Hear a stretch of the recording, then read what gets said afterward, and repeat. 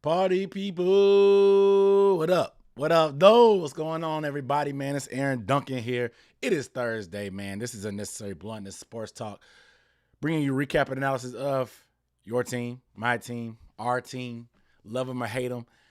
This is our team, the Carolina Panthers. This is what I do on this channel, man. Recaps, podcasts, these live streams just like this, the film breakdowns, podcasts, all of the above, man. This is me. I hit that subscribe button, man. I'm on top of the stuff that happens, and we got a couple things that's happened over the past few days that we got to get into the nitty gritty about as well. This is gonna be a nice little thing. I'm trying to be a little organized, man. Let me know how y'all like that little intro with me. We just chilling. Y'all like the intro? Y'all like that intro with the music and the vibes and stuff like that? I'm trying to change things up, be a little bit more organized, keep that thing going, make it like a real show almost. You know what I'm saying? Trying to polish it up a little bit.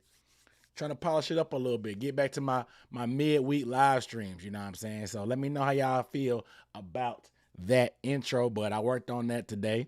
Um, but I want to get you guys' thoughts. Let me get into these comments. Like I said, the first couple minutes of the stream, how it's gonna work. I'm gonna kind of just be in the chat, interacting with you guys, talking with y'all, chop it up. Then we're gonna get into the bye week breakdown, and then I'm gonna give. I got the whole agenda, but first we're gonna get into these comments. Let's see who's checking in. Supernova More, what up, though? Gotta get these comments under wraps. Supernova More, what up, though? Air Frost, what up, though? J Issue, my guy, what's good, brother? Antonio, what up, though? Too early to say, yeah. Hey, Corey, what up, though? What's good, bro? What's good, bro? Antonio, what up, though? Great Matter, what up, though? If you in the chat, drop me a what up, though, man. I'll shout you out. Antoine Pearson, what up, though? Christian, what's good, bro? What up, though? Keyshawn, you right on time, bro. What up, though? What's good, man? B Dukes, what's good, man? What up, though? No loss this week. Yeah, true. We can't lose on a bye week. John Myers, what up, though? Cam Dalton, what up, though? Mr. Luke Cage, what's good, man? What up, though? Old school sweet meat. Hey, man. I'll allow it. Cause I worked hard on the intro, so I'll allow this. What does dough mean? Dough is mean like dough. Like we from the South, so we don't say the dough, but we say the dough. But it started in Detroit, you know what I'm saying? And Meech brought it down to the South in Atlanta, and it just kind of picked up as a whole Southern thing. What up, dough? You know what I'm saying? Just like what's good? What up? You know what I'm saying? Just a friendly greeting. You know what I'm saying? And this means love. This means love. What up? What up, dough regime? Blake Pointer, what up, dough? Brody Carroll, what's good? What up, dough? It's not a bad word, I promise. You love Taylor Swift. Dough up, dough. What up, dough? All right, man. How y'all feeling, man? How y'all feeling? It's Thursday. I know some of y'all are Clemson fans. Y'all want to see Trevor Lawrence. So I'm not gonna keep y'all too long. You know what I'm saying? Because I know y'all want to watch the game. I want to watch the game too. I done put in my prize pick. I put in my prize picks entry, my underdog fantasy entry before this live stream started. So I'm all locked and loaded. I got me a beverage right here. I'm on the Sam Adams Oktoberfest again. I probably will be drinking this most of the month. Shout out to Sam Adams Oktoberfest. Rocking my vintage Panthers. This is Proline. NFL Pro Line, Sports Specialties, you know what I'm saying? And I got the 47 shirt on, you know what I'm saying? So it is what it is. But I am Aaron Duncan, I'm your host. If you are not subscribed, please hit that subscribe button. If you want to help out on the channel, give the video a thumbs up. It doesn't take but 2 seconds. It doesn't cost you a thing. Only takes 2 seconds. If you want to support the channel, you can always leave a super chat, of course. It's the easiest way to get your question answered. It's the easiest way to support me as an independent creator on this grind.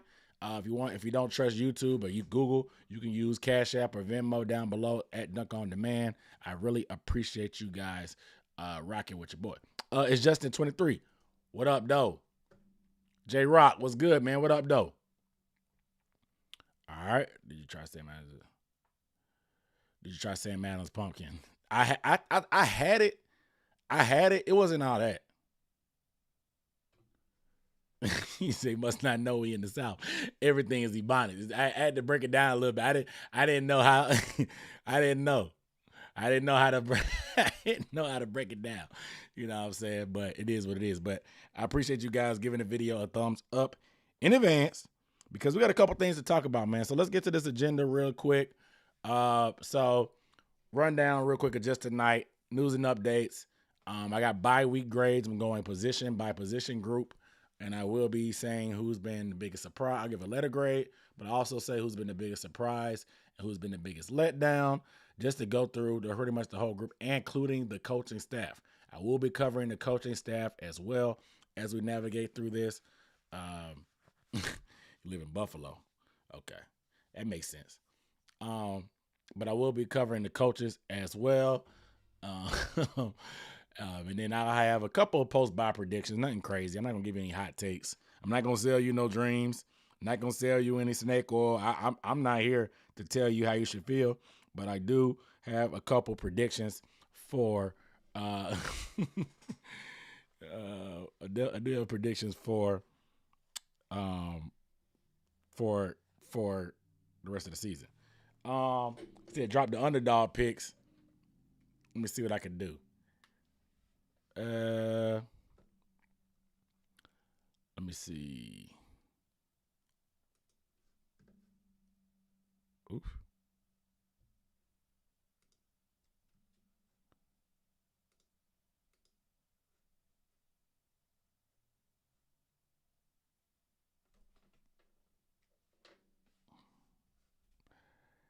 The underdogs picks. Hold on. See what I can do. I tried to put it on the screen. Let me see what I can do. I'll put it on the screen right now. Here to the main, back to the main. This not gonna be underdog. This gonna be you could probably find it on underdog. You could probably find it on underdog, but it's on. I'm playing Prize Picks.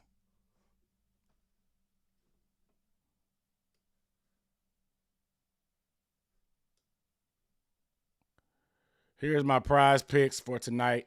I just put $15 down. Nothing crazy. I got McManus going over 1.5 field goals.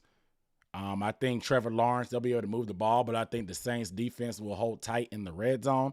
I think this clears pretty easy. And then Kamara, receiving yards, 31 yards.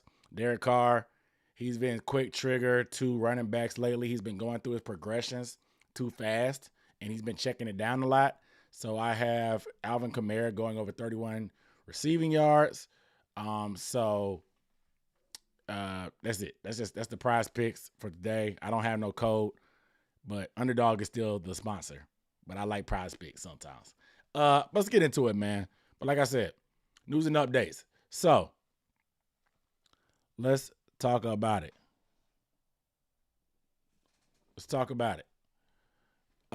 So first bit of news is Jeremy Chinn. Let's talk about Jeremy Chinn. Jeremy Chinn randomly out of nowhere yesterday came out and said that he had a very significant quadricep injury. If you don't know what a quad is, your quad bone is connected. Nah, it ain't no bone. It's a muscle. It's that big muscle on the front side of your thigh. The back of it is the hamstring. The front of your thigh is a quad. And he hurt the quad. You know what I'm saying? That's what he hurt. How? I don't know. They said he hurt it during the Dolphins game. I did not see why, but that lets me know if he hurt it during the Dolphins game, that's not the reason why he wasn't getting much playing time before. It was the reason why he didn't play much then, but not the reason why he did not get playing time up to that. So that's just a big question mark at that. It's just weird, man. Like where Jeremy Chinn went, he used to play like 90% of the snaps under Phil Snow. Phil Snow loved Jeremy Chinn. Obviously, he liked using his safeties as like linebackers and stuff. So it was a different system. But from Jeremy Chinn to fall from grace so much, I know we're running a 3-4 and there's different packages and tendencies that people give us that we have to change things up. But it it just doesn't make sense to me why Jeremy Chinn's not seeing the field at all. You know, if if it wasn't for so many injuries, I would maybe understand just because his cover skills aren't necessarily A1. There's definitely bad matchups for him against certain receivers. He's better off guarding like tight ends and stuff and running backs out the backfield. But for us to have so many injuries in the secondary, for us to pull guys off the streets before even giving Jeremy Chinn a chance is crazy to me. It's crazy to me. You know what I'm saying? So I just don't know what's going on there. But it's a sticky situation because his name was floating around in trade rumors, and now he's in that contract year, of course. The last year of his contract for a rookie year. So things are just messy.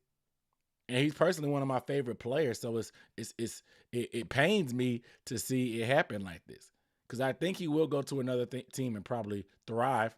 A team that could probably use him and put him in better positions to succeed. I thought that was going to happen here.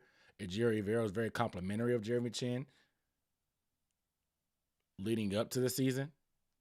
Said he had some special things he wanted to do with him. We have not seen those. He's blitzed him a few times. He had a PBU, a sack, but against the Vikings, I think. But Jeremy Chinn has just really fallen out of favor with this franchise, apparently. And so what happens? Because he's going to miss at least 6 weeks. 6 weeks will put us at what? Week 13? You don't have a month left in the season. We're not going to the playoffs. So what happens then? I expect him to go to injured reserve very soon. Short-term IR, designate to return. But this is painful. This is painful.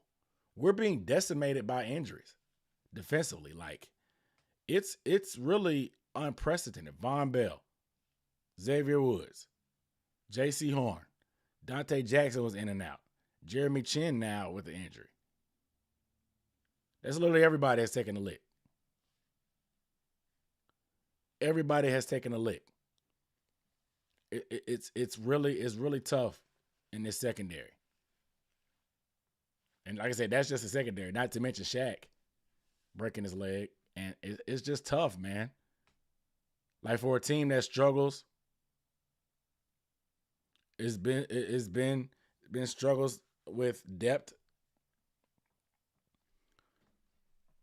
You would think that playing Jeremy Chinn would have done something, like at safety, but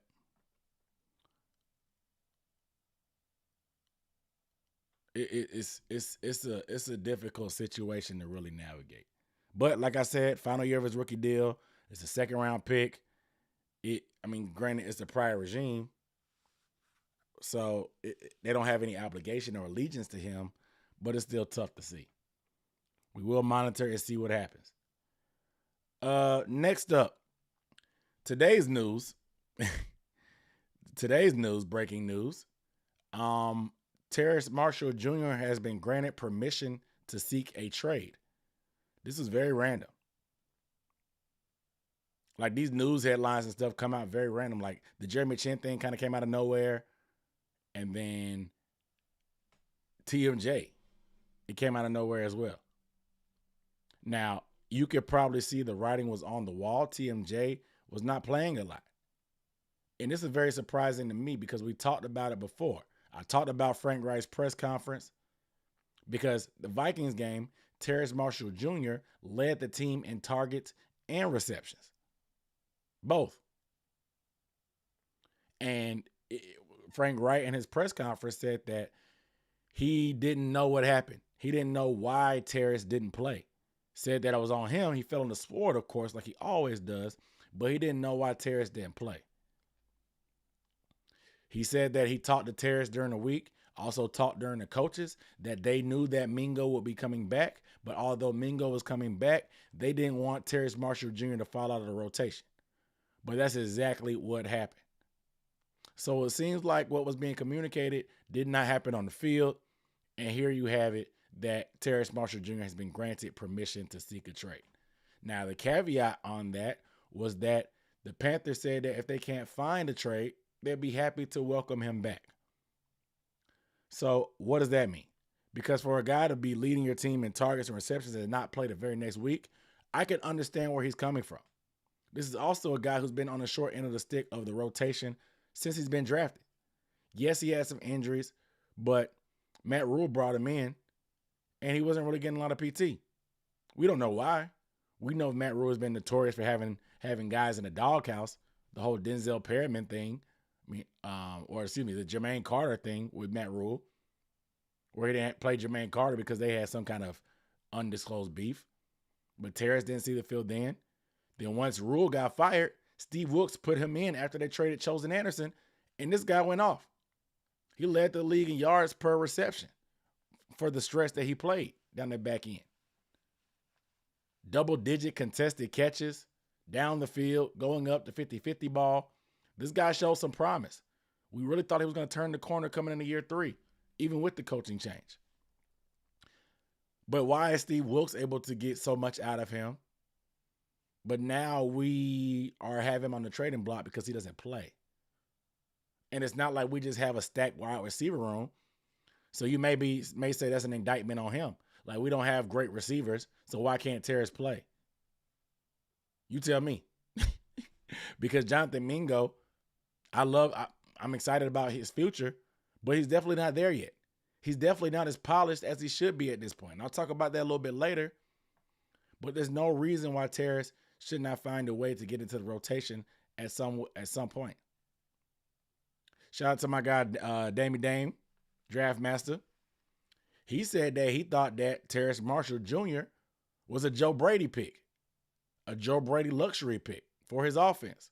And Matt Rule really never liked Terrace. So that's where that came from. And then once Joe Brady was fired, you got the permanent doghouse for Terrace. Terrace has never been outspoken, overly outspoken about his status. Always yes sir, no sir in press conferences. Generic, keeping my head down, putting in the work, trying to get healthy, putting in the work. Nothing really crazy, nothing really diva-like.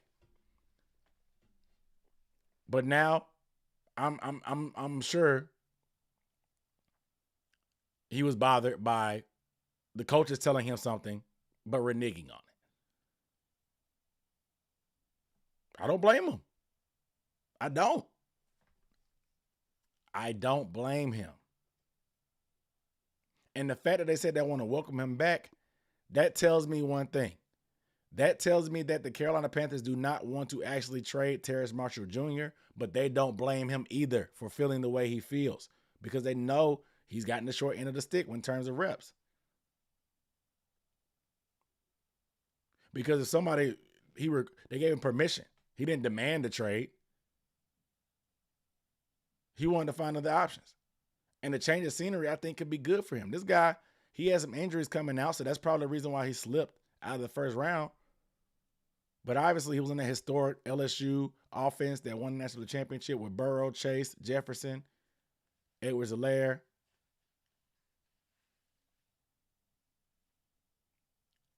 So TMJ may be looking for a better situation. Talented guy. Like I said, maybe a change of scenery would be good for him. But like I said, I don't think they want to. But if they're going to let Terrace find his own deal, they're not going to shop him because they don't want to trade him. But if they can find a deal that they like and that's fair and a good situation, they'll do it. Now, my proposal is to trade Terrace Marshall Jr. to the Denver Broncos for Jerry Jeudy straight up. Both guys seem to be in situations where they need a change of scenery. I think Terrace could be better with Russ because he needs a bigger body receiver potentially like that can play that 50-50 ball. Somebody that can go across the middle. He can play in the slot if you use him correctly. And Sean Payton, when he was with the Saints, word on the street is they wanted Terrace, which is part of the reason why we traded up ahead of them and to take him instead of the Saints. So obviously there could be a desire and some interest there. And then Jerry Jeudy comes here, a good route runner, a guy that can get separation, low cost, because if you just give up TMJ and maybe like a high late pick, you can get it done. You got a guy in here. They're both under contract for this year and the next. They get a cheaper guy in Terrace. We get a guy with a higher ceiling with Jerry Jeudy, but it doesn't stop us from going in the second round and getting another wide receiver next year. I think Bryce could fit good with Jerry Jeudy, a route runner, a timing type of guy. So I think that could be a good proposed deal. I think so.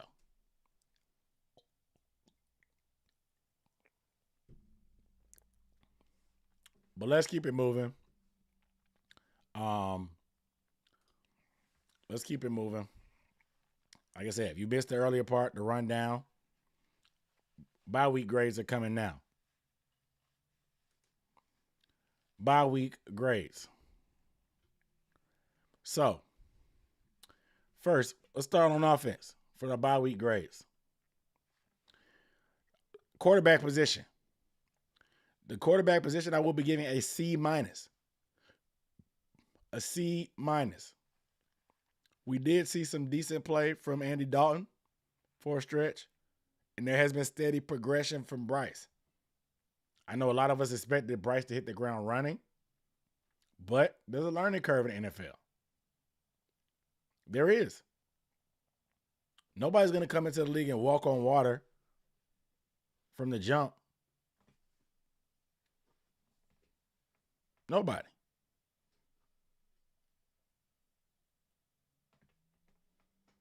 So I'm happy with the progress from Bryce. I'm not mad at it. My biggest surprise, it's not my biggest surprise, but you guys probably are surprised, is Andy Dalton. Andy Dalton had a quality season last year for the Saints. Not bad football, just a bad organization, bad coaching. Played pretty steady. Came here as a backup, actually got his shot to play, and did pretty solid then. Wasn't a surprise to me. I watched him in training camp. Andy Dalton was cooking in training camp. He's a vet. He's super experienced. So it's a surprise to you. It's not a surprise to me. Put some respect on the Red Rifles name.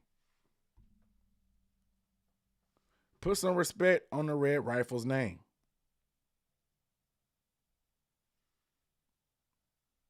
Just do it. Just do it. The biggest letdown, talked about it, probably Bryce. Like I said, we expected him, some of y'all expected him to walk on water, but I did expect a little bit better from him from the jump, but I also expected the coaches to do a little bit better with him. I did not expect the weapons to be as much of a letdown as well, but I thought Bryce, I thought the system they had in place, I thought what I saw in training camp, I was very encouraged. What I saw in training camp is not what I saw from this offense, just in terms of play calling.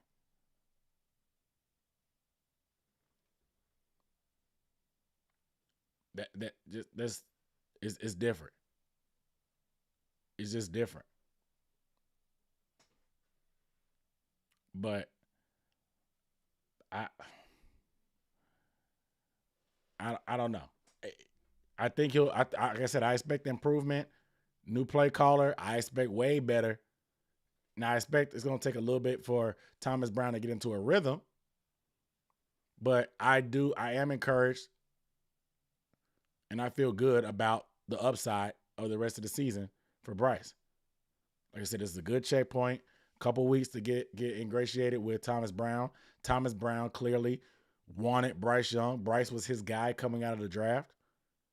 So let's make it do what it do. Next up, running back. The running back grade, I give them a D. I give it a D. The first game, pretty good rushing attack.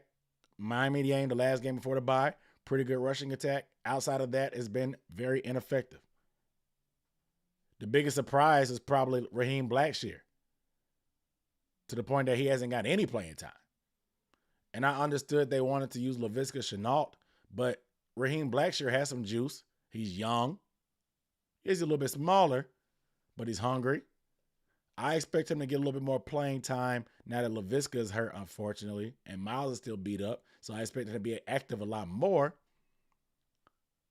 But I thought Raheem was going to be a little bit more of a role in this offense, as Frank Wright and Deuce Staley have played 2, even 3 running backs at times. Speaking of the rotation, the biggest letdown is no other than Miles Sanders. This is not a hot take. I think everybody has been disappointed in Miles Sanders. He's had the richest contract of any running back this offseason. I don't really care about the numbers or the money or whatever. Like, that's just what it is. I love to see dudes get paid. But I think what they thought he was going to be, they would probably say he was a letdown as well.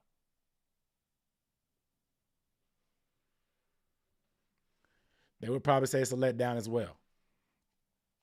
Not very explosive. Has a groin injury that he tweaked, but he's still been trying to play through it. Hasn't been very productive. Just hasn't really done what we thought he was going to do at all. I had my doubts. If you've been subscribed to the channel, if you watch my film breakdown, I gave you guys facts and film. Numbers, facts, and film.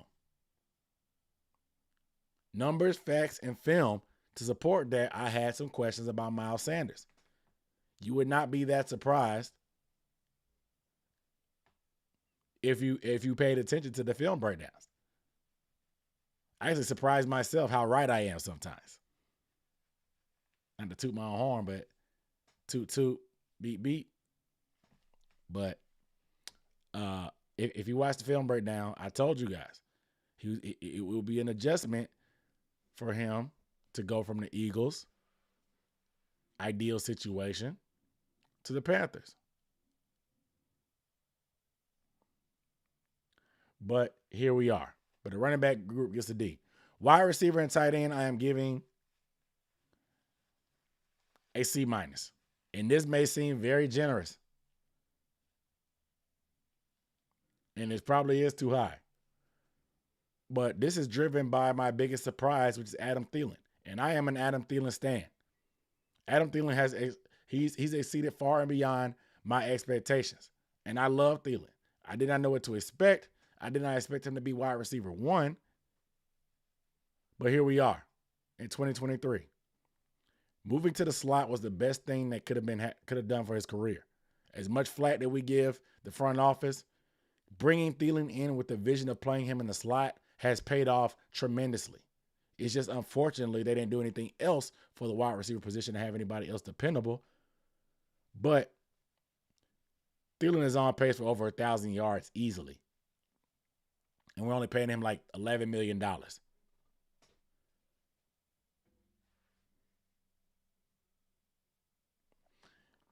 Thielen has really been the best player on the team probably thus far. I would say consistency, production. Adam Thielen has probably been the best Panther this year. I don't think that's a hot take. To go from being washed up and kicked out of Minnesota for not being able to produce or being too slow or not being able to separate. This dude is the best player on the team. And that's an indictment on the roster, but he's been the best Panther thus far. He's been the best Panther thus far. That's not a hot take. Shout out to Adam Thielen. The biggest letdown for the wide receiver tight end position has got to be DJ Chark. Now, DJ Chark was somebody that I expected that if he was healthy, he would have a chance. Was hurt early on, but has been healthy lately. He caught that touchdown against Seattle, has a couple other catches, but I just expected the chemistry that him and Bryce built up on the deep ball would be a lot better. He would get open a lot more with that deep ball and be able to go across the middle on certain things. I also think coaching has not used him properly because I think they can get a lot more from him just running him on crossing routes instead of just running him on go routes.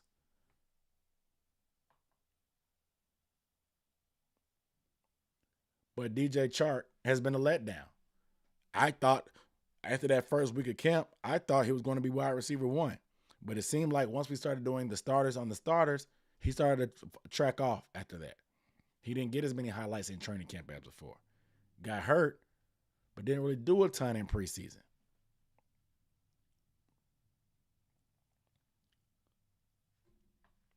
So hopefully we can get some better from this offensive coordinator change, a play caller change, and DJ Chark can start doing more.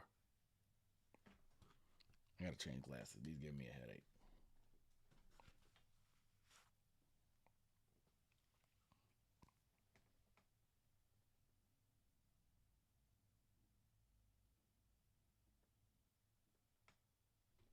Yeah, DJ Chark is that guy. We always have one guy that kills it during training camp, but absolutely does nothing during the season. It was Curtis Samuel that 1 year. Omar Bayless another year. What was the D lineman's name out of Iowa that we cut last year? He had a good training camp his rookie year, didn't do much. It always happens. DJ Chark is that leading candidate right now. O-line. My grade for the offensive line is a D plus. A D plus. I had to give the offensive line a D plus. And the biggest surprise has got to be Chandler Zavala.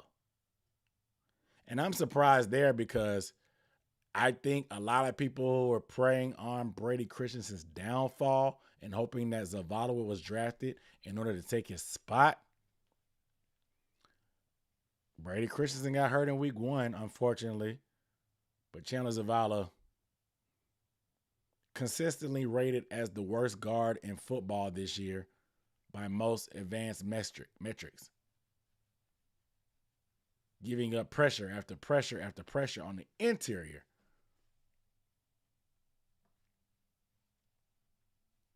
I knew he was a later round pick, so he needed to be developed.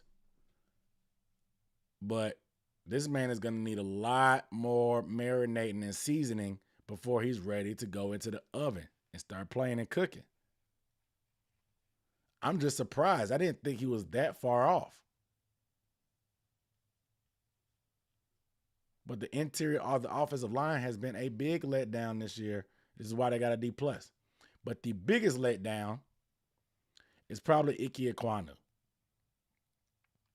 Ike Ekwonu started off rough last season as a rookie. But as the year went on, started to get better and better because he faced good competition early. And it made him better, it seemed like. But this year, it's felt like he's really pretty much rolled back the clock. The fundamentals seem to wane at times. He has good feet, but bad footwork, which seems weird. But that's where we are. Not consistent with his technique, not consistent with his fundamentals. He gives like the sacks are untimely and they're brutal. It's tough because the same coach, James Campen, but it's a different system. So is the system making him struggle? We just don't know. But for a guy that we took at number 6, this is the one of the worst sophomore slumps I've ever seen. He's been the biggest letdown thus far.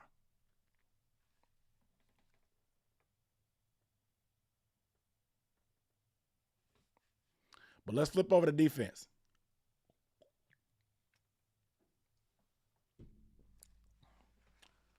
Let's flip over to defense.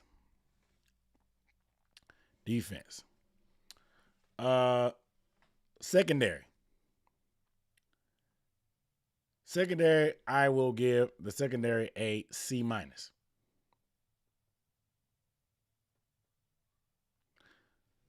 I will give them a C- just because they've been decimated by injuries, man. They have been decimated by injuries, but despite that, they've had some decent performances at times. Like as far as passing yards, they have not surrendered a ton of yards for what I would expect them to do. The Vikings' performance comes to mind. Holding Kirk Cousins under 200 yards, holding Justin Jefferson under 100 yards. Yeah, you gave up 2 touchdowns, but you had an undrafted free agent corner that's 5'9" guarding him.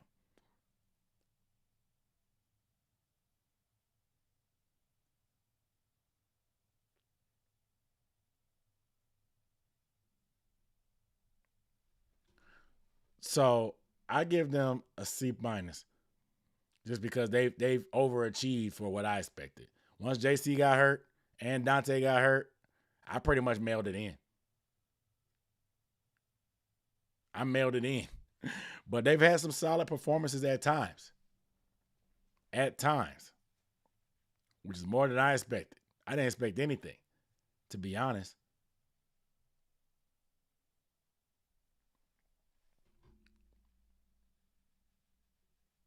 But my biggest surprise is probably Sam Franklin III.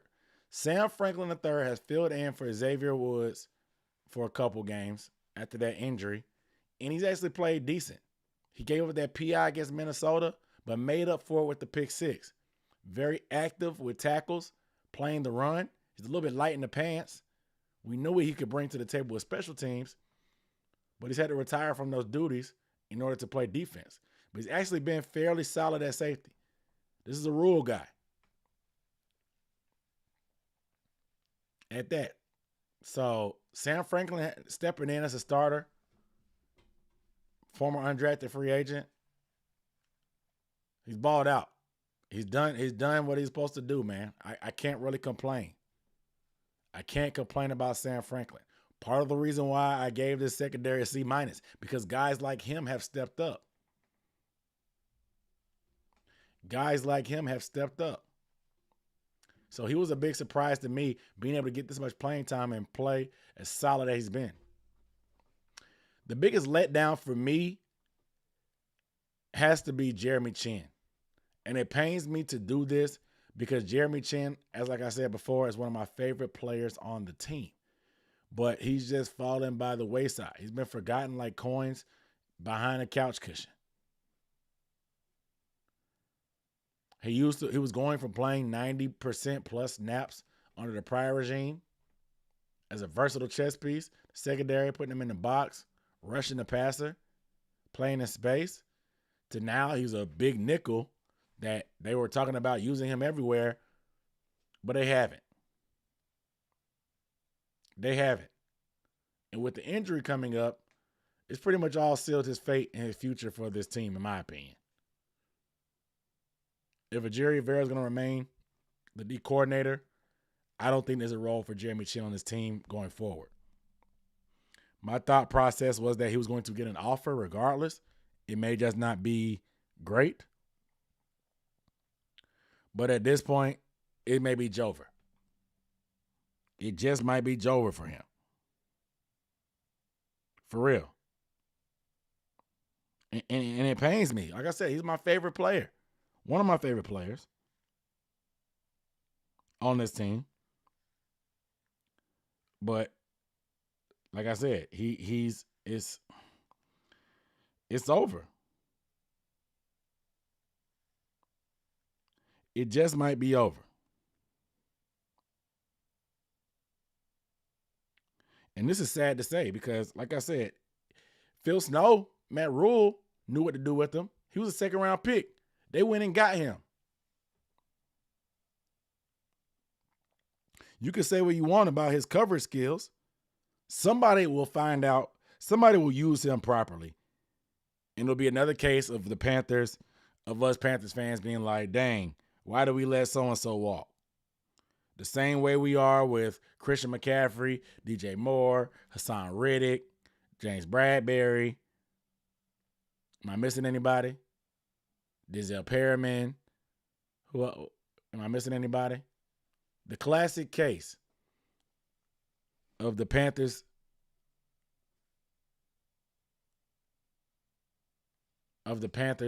letting somebody go. And him going somewhere else and ball. We the good luck Chuck or the bad luck. What is it? Bad luck Chuck? Good luck Chuck? That's just kind of what we are. It's kind of where we are. But it's unfortunate. Linebackers.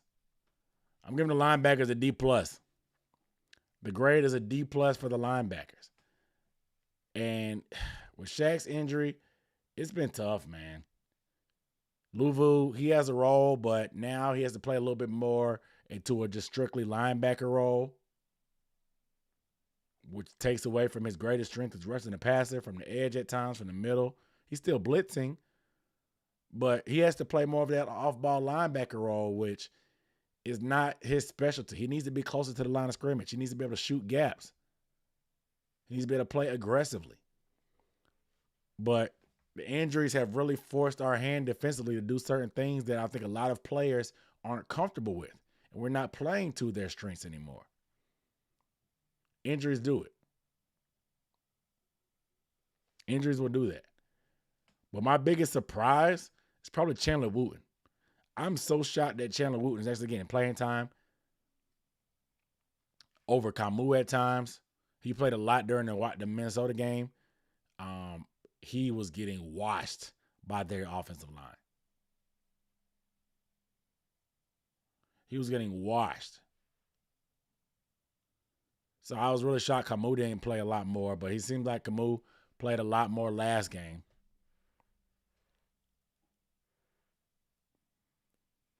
But that's my biggest surprise. My biggest letdown has been Deion Jones. I thought Deion Jones would be playing more than a guy like Chandler Wooten. Deion Jones has been inactive on some days. I know he got cut, but that was strategic.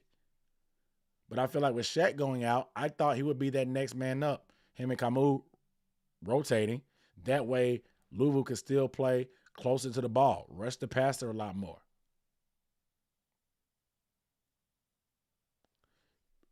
Frankie has not had nearly as many pass rush opportunities. A lot of it has to do with us not being able to stop the run, but still, it's crazy. So linebackers get a D+. Ben Watt said, shout out to Luke. He got at the right time with putting in opportunities if he wants them. Carolina having elite players just to give them up is a terrible strategy. A tale as old as time. Yeah, tackling has been bad too, Justin. Tackling has been bad since week 1. Even when we had everybody, tackling was bad then, and it has not gotten much better. It has not.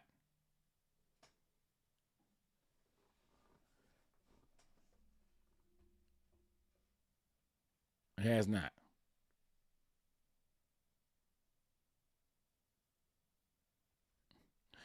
Yeah, Dan Floyd pretty much summed it up right.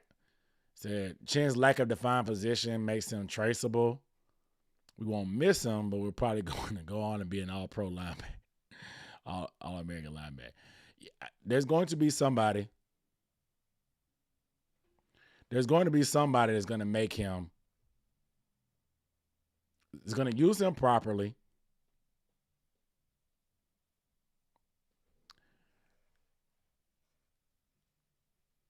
There's going to be somebody that use him properly and maximize everything.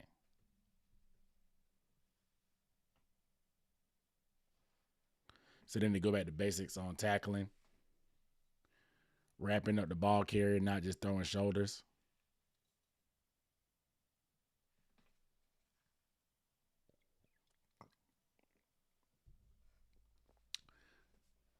Shout out to my boy Ben. He said he thought Deion Jones was going to go off. Guess that's why the Falcons cut him.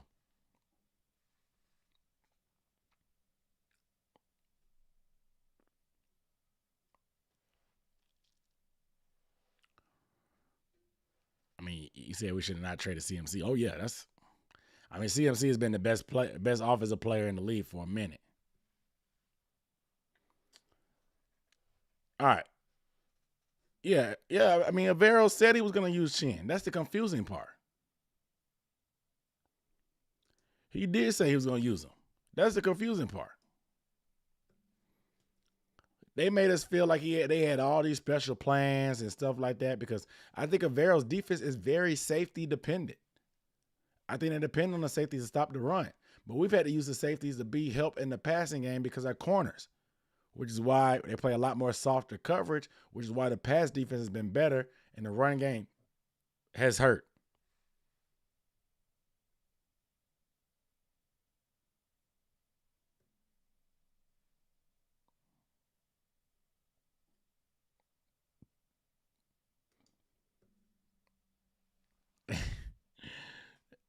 He said Dante. All right. He said we traded up for DJ Johnson. We did. Last one. D-line. Last position. And I got the coaches' grades. D-line. Defensive line.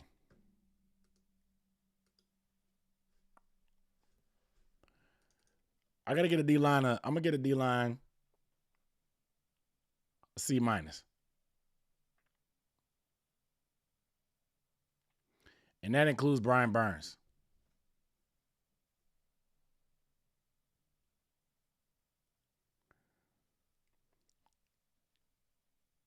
My biggest surprise for this position group, it's got to be Etor Gross Matos. Etor has really, like, I can't even really understand. Etor has, like, he's been balling against the run. Got a couple sacks, but he's been balling against the run.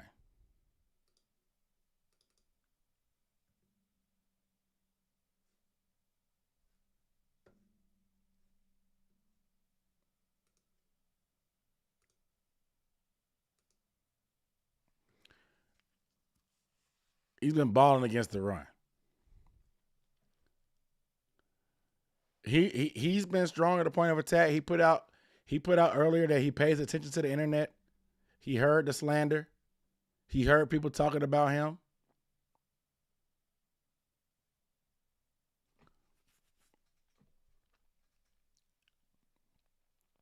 But YGM has actually done decent.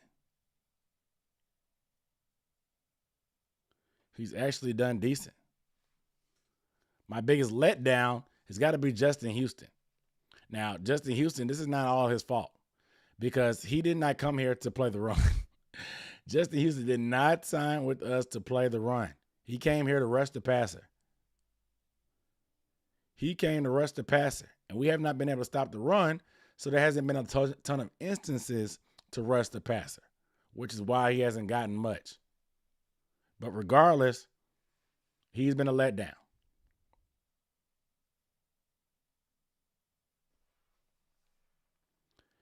But I think our D-line overall, I'm happy. DB has been playing pretty good. Derek Brown, Brian Burns, of course. YGM has done their thing. But I just think they're having a hard time with this system. And that brings me on to grading the coaches. The defensive coaches, I give them a D. And the only reason they didn't get an F is because of the injuries.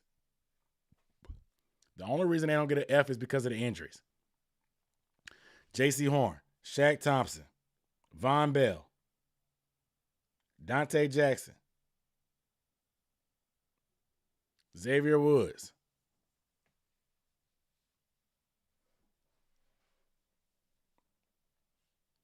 But it's just, I just don't think this system, and it's not necessarily the 3-4. It's not as simple as calling it the 3-4. It's how you attack the run. Instead of playing, you all hear about staying in your gap, doing your job, gap integrity. It's different. Our previous system for the D-line, or guys like Derek Brown, is you attack. You get upfield, you shoot your gaps. Once you are disruptive and get upfield into the backfield and stuff or make a push, then you try to make a play. You attack first, and then you read what's going on and then go make the play. The system that Ejiro plays is you read it first. You control your guy that's blocking. You control him. You read what's going to happen, and then you attack. Once the running back makes his move, you get rid of the block, and then you attack. So you went from attack and read to attack. And I just think it may take some time for people to adjust to that, but I don't think Ejiro will be around long enough for it to even matter. So it almost seems like for naught.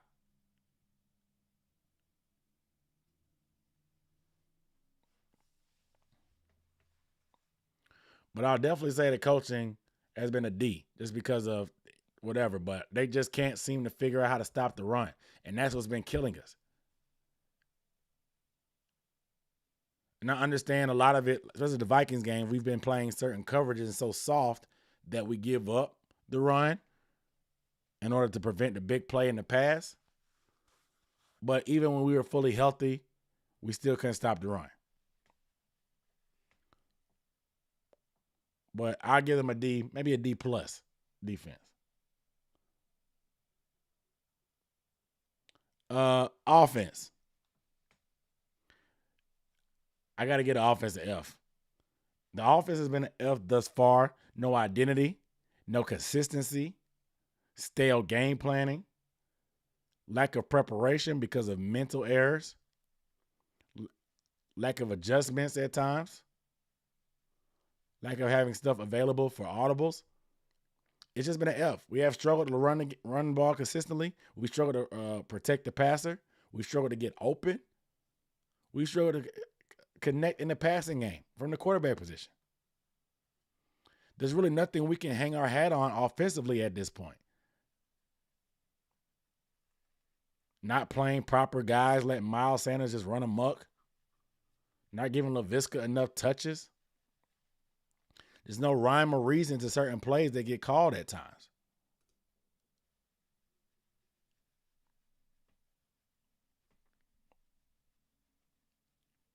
It's tough. But that's my grades total. Getting these comments. Say, hey, why the grade so low? Yeah, the run defense has just been so bad. Worst run defense. Passing game has been better, but it feels like we've tried to take away one. We took it away one, but you know what I'm saying? They're causing leakage on the other side. We don't have the horses to do both. So we pick one and stopping the run just hadn't been it. So you hope the Saints lose. So you hope they hate their fans. Hope so too. So Justin Houston hasn't even been close on pass rush downs.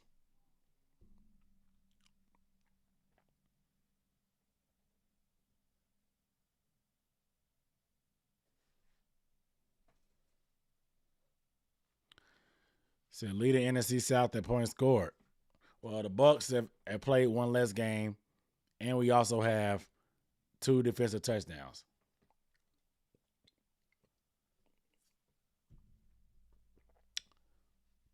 Sprinkle in a little bit of garbage time, and our division is being garbage. That's how you end up having the Panthers lead.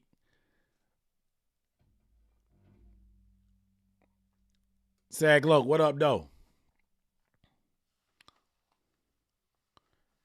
Derrick Brown has been balling. So Brian Burns on $30 million a year when he doesn't rate games like Watt and Bosa. Who said he wanted 30? I haven't heard he wanted 30. I have not heard that. I don't think there's been a report that's confirmed it.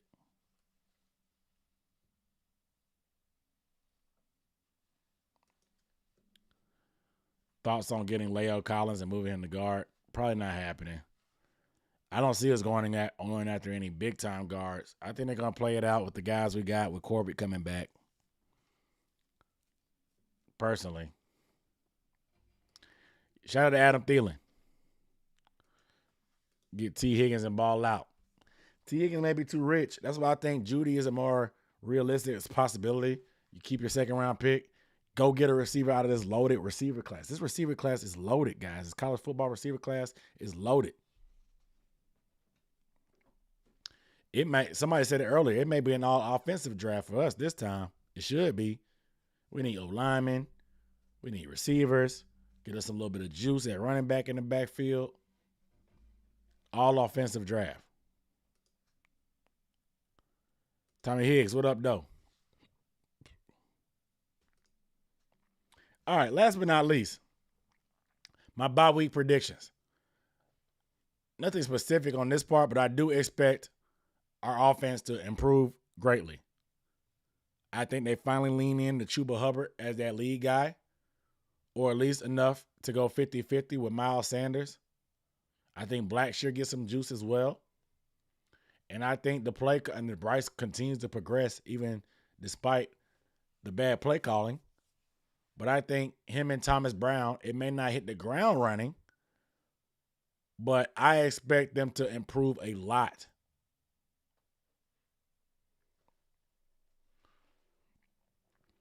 I expect the offense to improve a lot. I have a video coming about what to expect from Thomas Brown's offense. You guys are going to love it. It's a film breakdown. I got a film breakdown coming on Thomas Brown offense. But I expect the offense to play better. I expect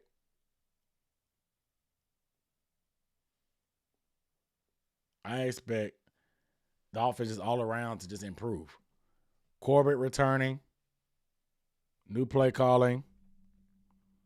I know LaVisca's been out for a little minute. He's our versatile piece, but I expect good things.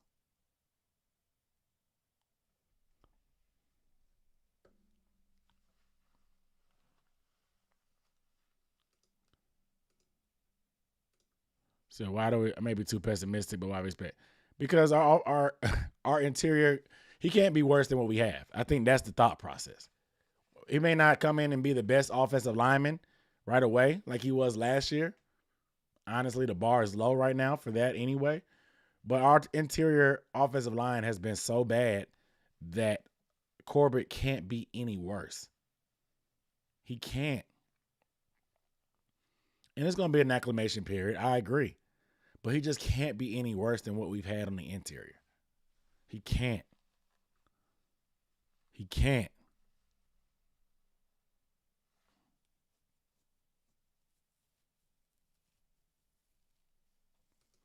Do I think Thomas called some of the Miami game? No, I don't. I think somebody might have said something to him. I think those reports that I put on the news video about the powers that be telling him to change up the offense, I think that's legit. I think it's legit. Dude. My camera not working. I think that was legit. Where has Hurst been? I don't know. He was getting targets early on after that Atlanta game. I just knew that he was going to be the go-to guy. We haven't gotten much. He's been pissed off about it. I appreciate the emergence. If Tommy Tremble's going to emerge, I'm cool. But we do not need to be sacrificing Hayden Hurst's targets for Ian Thomas. That's just me. Do I think Ian Thomas has been playing bad because he's playing out of? Should I tell him been playing because he's out of position?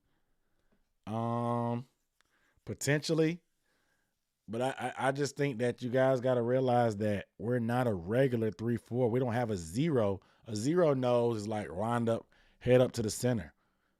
We guys are in different gaps. We're in a 5-man front, so it looks like a 3-4.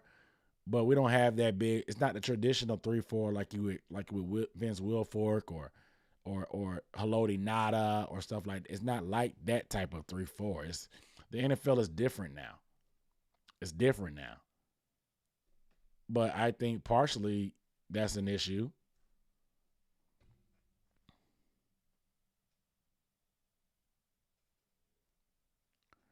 But let's take a look at the remaining schedule.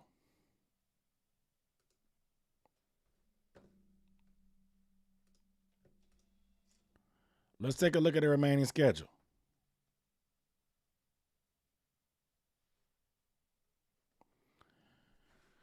So, after the bye week, we have Houston at home. That is going to be a game, a winnable game. It's not impossible. As much as y'all love the Texans and hate the Panthers, they're not world beaters. They're going to their bye week. They're 3-3? It'll be at home. New play caller, so they don't know what to expect. Thomas Brown going against D'Amico Ryans. He's had experience coaching against him last year when he was in San Fran as a D coordinator. So a little bit of familiarity by Thomas Brown with that. Going to be a huge game. I'm excited for it. It's a winnable game. Indianapolis with Gardner Minshew. It's a winnable game. The Bears have been bad. Justin Fields could be hurt. Could be getting Tyson Bagent. Winnable game. Dallas at home. It ain't. It's Dallas has been struggling, but we ain't got the horses.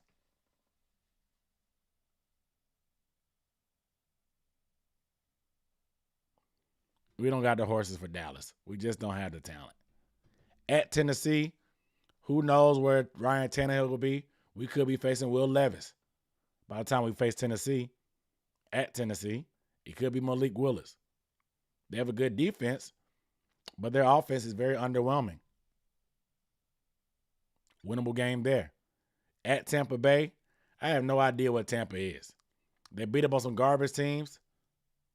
Baker looked decent, but Baker's been falling off the wagon.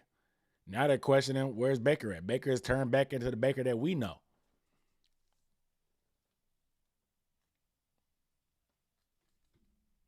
But a stretch of winnable games to start off right at the bye, those three.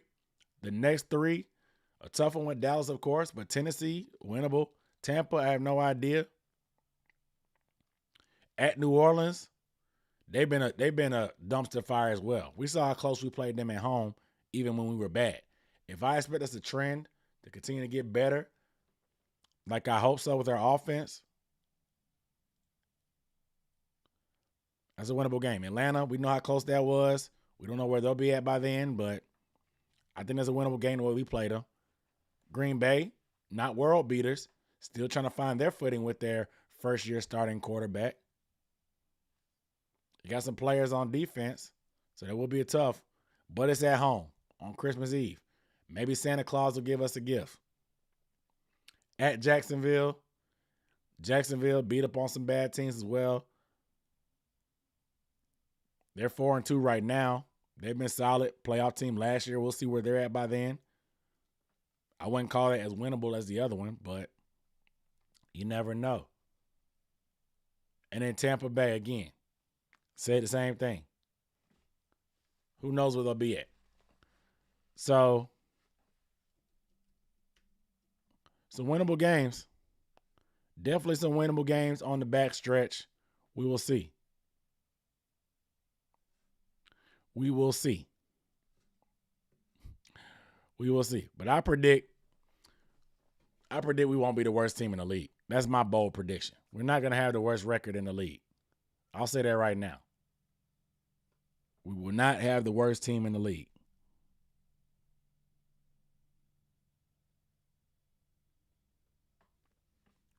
That's my bold prediction, I guess.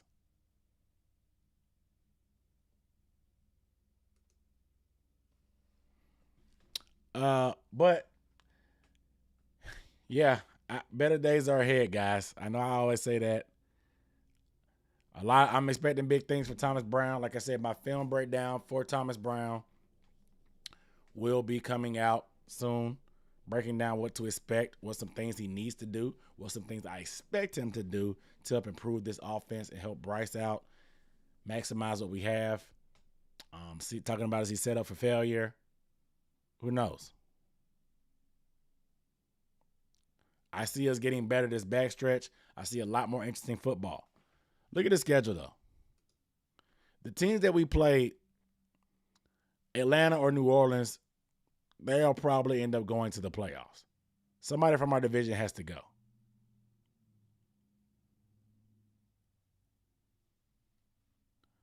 Somebody has to make the playoffs. So I think one of those two teams is a playoff team. Seattle's a playoff team. Minnesota was trash. Detroit's arguably the best team in the NFC. Miami is arguably the best team in the AFC. So we're definitely not on Miami or Detroit's level. We knew that. So that wasn't a shocker. Like, I didn't expect, 42 points is a lot, but like, these are two of the best offenses in the league. What did y'all expect? So maybe 3 out of the first 6 games were playoff teams that we knew we weren't going to be able to match up with. These first 3 out of the bye, these aren't world beaters. Tennessee, Tampa, New Orleans, Atlanta, not world beaters. I don't think we're going to be the worst team in the league. That's just me. I think we're going to get better, and I think things will get going.